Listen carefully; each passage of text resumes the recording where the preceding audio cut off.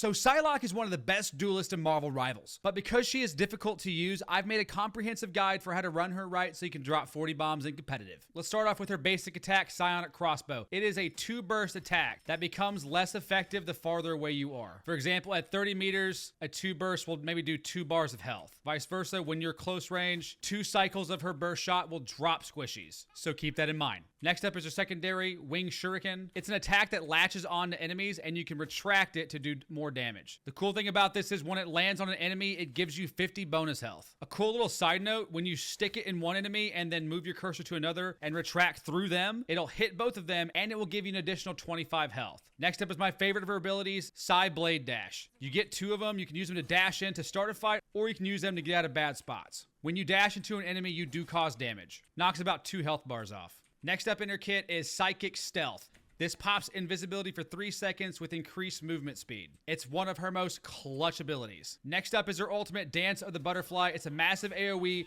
where she cycles between any enemies caught inside of that massive purple ring. Couple of things to note, the more enemies inside of this ult, the less likely she is to drop them all. This is most effective on supports and DPS players. Also, if there's an enemy Loki on the team, drop him before you ever pop this ult, because if he has any of his clones or lanterns left, he can keep his entire team up when you're ulting. Now that you have a basic understanding of Psylocke's kit, I want to show you guys the combo that I use to absolutely fry in competitive. I'm going to show you it first, and then we'll break it down.